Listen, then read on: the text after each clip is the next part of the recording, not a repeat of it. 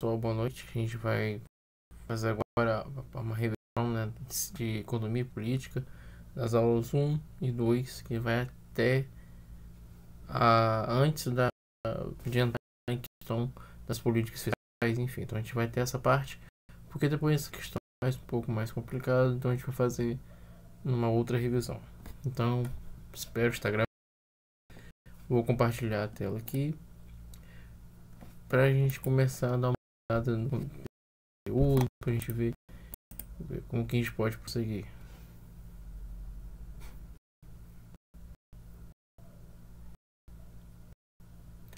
Afonso, no caso, sou eu, porque tá no usuário do meu pai, então por isso tá aparecendo CA, muito estranho, mas a minha pessoa fica...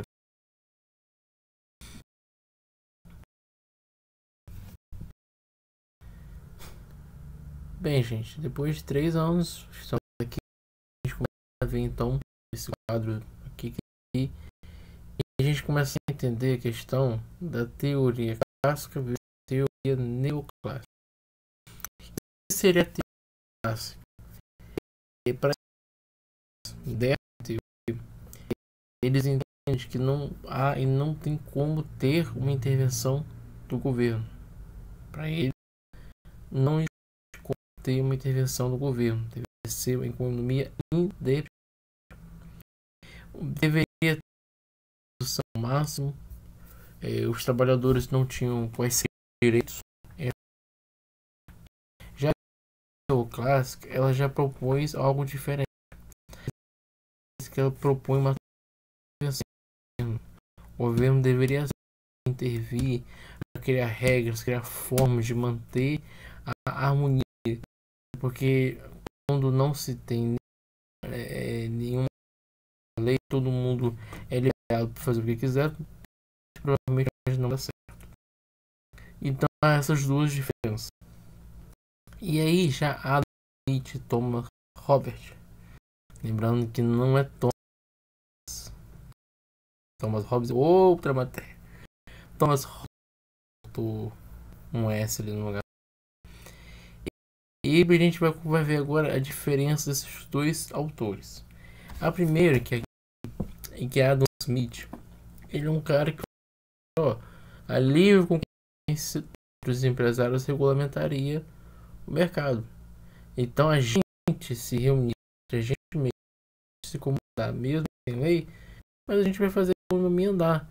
É como se estão juntos, aí falasse pro pessoal, deixa que a gente se vira aqui, não precisa de ninguém tomando conta não, entendeu? Então ele achava isso, que é livre concorrência entre os empresários regulamentaria o mercado. E aí ele não concordava também com ele. O governo não deveria intervir. E mais uma vez, produção máximas, trabalhadores sem quaisquer, é assim, cara, vão trabalhar, que esse é o foco. Já Thomas Robert, ele ainda é um teórico da teoria clássica, que tem que ter produção máxima, porém ele vai ser o primeiro teórico a relacionar a fome com o crescimento populacional. E aí que vai pensar um pouquinho mais nas pessoas, assim, timidamente, desculpa. Mas ainda ele vai começar a pensar nas pessoas. E vai falar assim, cara, beleza, a gente tem que produzir, beleza, produção máxima, beleza, mas espera aí, como que a gente vai fazer para alimentar todas as pessoas? Ele ainda é um teórico clássico, mas aí ele começava a pensar um pouco mais nas pessoas. E aí a gente vai em diante. Na próxima página, a gente vai Jean Baptiste Say. E aí ele vai dizer o seguinte, cara, não há crise de superprodução. Por que não há crise de superprodução? Ele achava que a gente não deveria acumular riquezas. Tudo que a gente recebia, a gente trabalhava durante o mês, e tudo que a gente recebia era gasto. E se era gasto, logo você não vai acumular, então não vai ter crise de superprodução, porque tudo é recebido, é gasto e assim sucessivamente. E aí tem que ter muita atenção, porque provavelmente na prova pode ser que pergunte, né, que faça, que peça para fazer. E aí tem que ter muita atenção, porque vamos supor que esse aqui é o salário da pessoa, né? Então ela recebe R$ 1.400. Vai, recebeu. Então ela tem durante o mês todinho para poder receber e gastar, já que ele achava que não tinha crise de sobreprodução e tudo que é recebido no mês você gastava. Beleza? Gastou aqui, então você teria que trabalhar novamente uma linha reta para receber o salário. Tem que ser reta. Numa erroneamente, o meu gráfico ficou tipo um dente. E não é assim. A linha tem que ser reta. Exatamente isso, porque é reposição. Você vai estar ganhando novamente para poder gastar novamente. Então, muito cuidado com isso. Leve uma régua com calma para poder não errar, porque é uma questão de prova. E já o John vai falar assim, cara, tem que ter intervenção do governo. Como que a gente vai uma sociedade, como que a gente vai evoluir uma sociedade sem regras? Tem que criar sim, tem que criar regras com o objetivo de conduzir um pleno regime de emprego. O governo intervindo, criando situações, ideias, regras para poder manter a harmonia, e que a gente não pode crescer sem regras, crescer assim.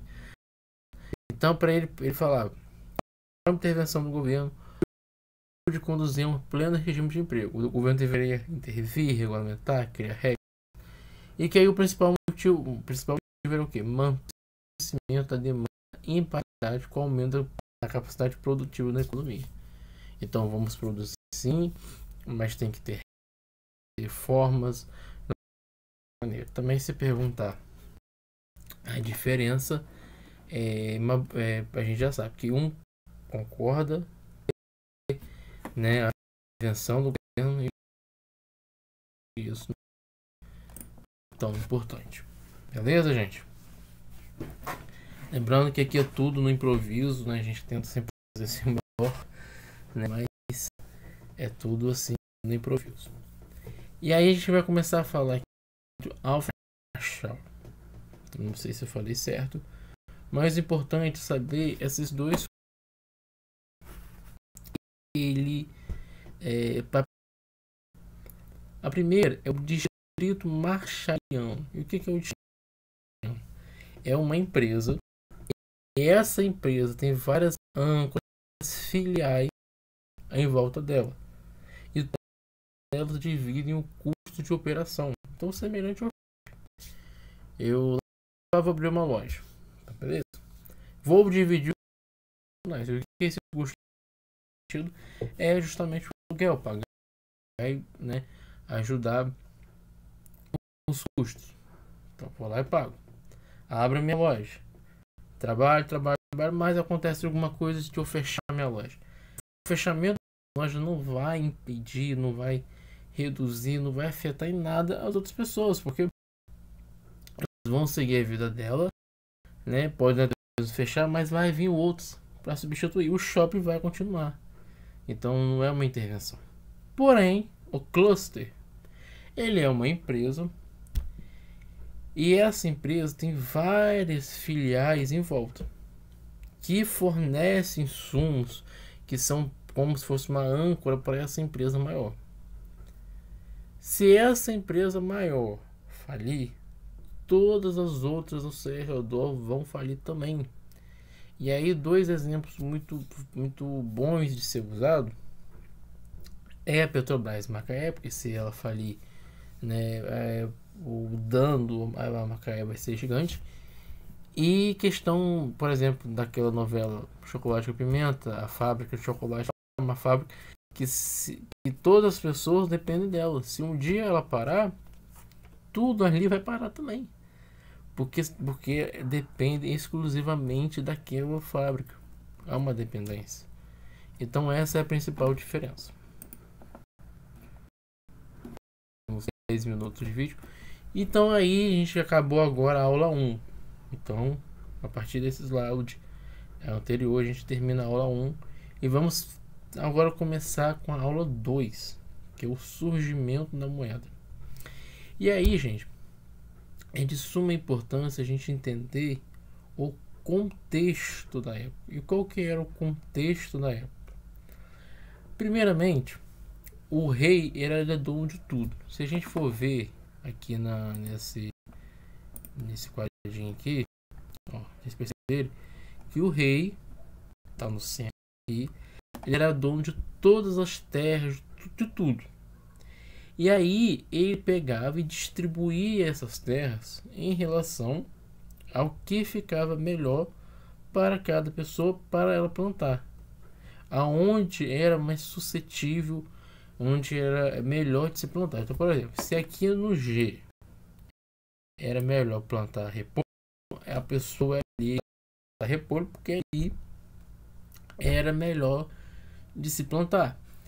E como não havia comércios assim perto, tal, as pessoas começaram a negociar entre elas, uma com as outras, entendeu?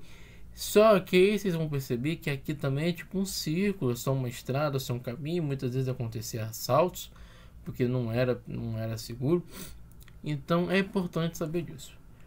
Como troca de produtos, e aí a gente vai ver a primeira bolso do que viria a ser o surgimento da moeda. E o que era o que? Era o escambo. O escambo era uma troca de mercadoria por outra sem dimensionar o seu real esforço de produção. Ou seja, eu trocava um produto por outro e pronto. Mesmo que o produto fosse mais caro, mesmo que o custo fosse mais caro, mesmo que o tempo de produzir fosse muito maior, não interessa. É troca de um produto pelo outro.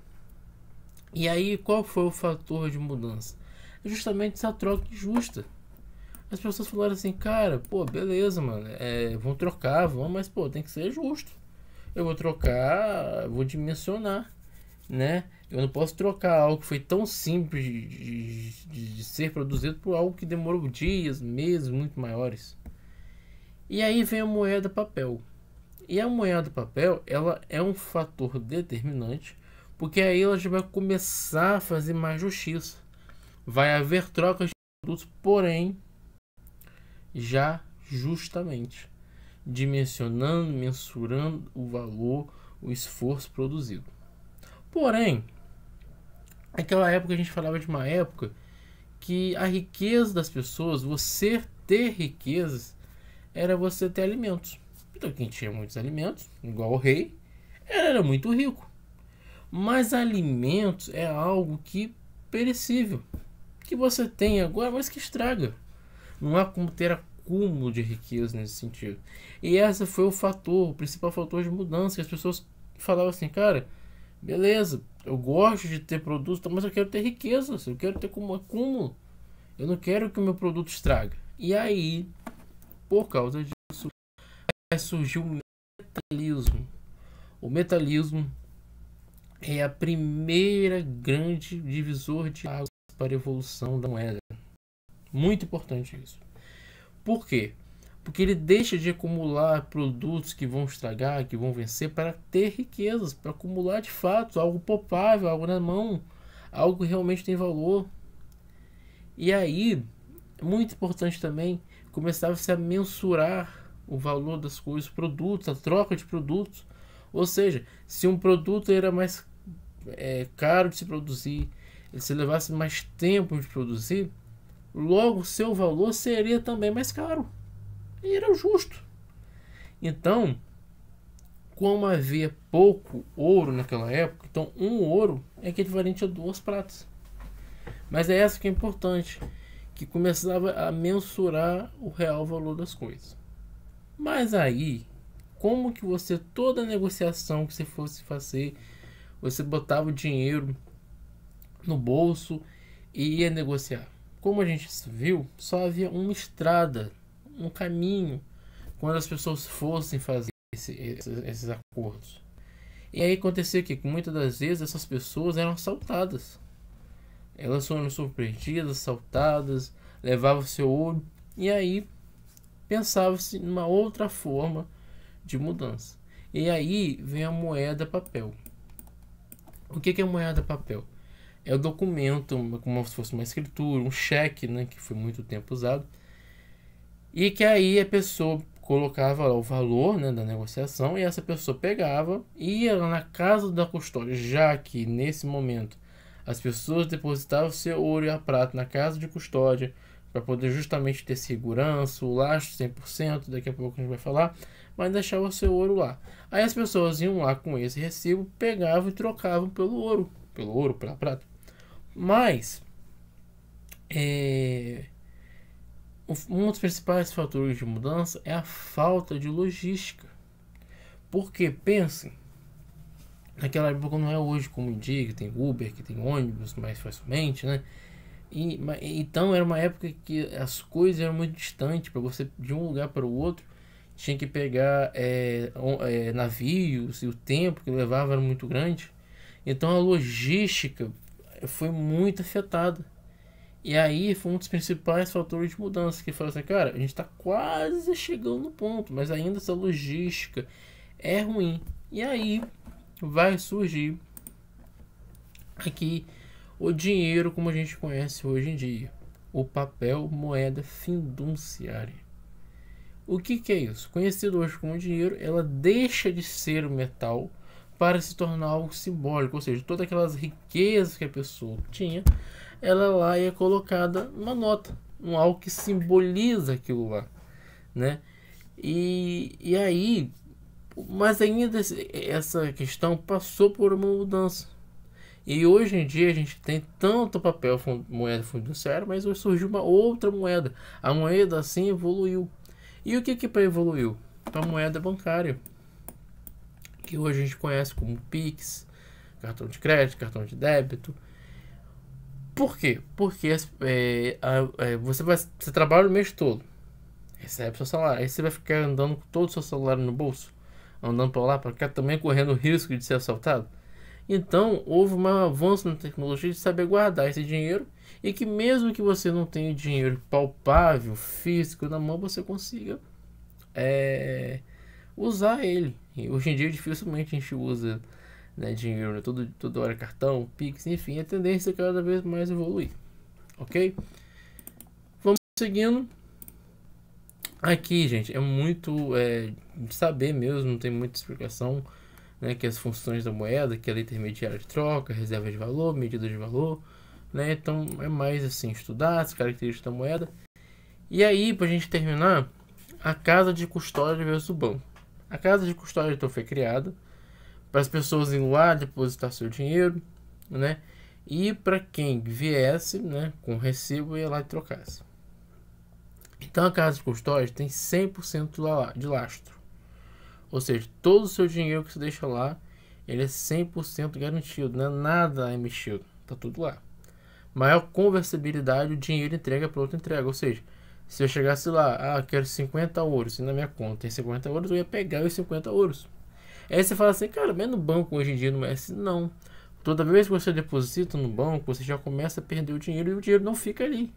Tanto é que você precisar voltar um tempo depois, precisar sacar esse dinheiro, muito provavelmente vai ter que esperar um tempo, uns dias, para a pessoa pegar o dinheiro de outro lugar e colocar ele para você sacar. Ou seja, não há essa imediatidade, você não tem acesso ao seu dinheiro maior, e o dinheiro não está totalmente ali, porque, né, por regra, se eu não me engano, tem que ficar 20% lá no banco.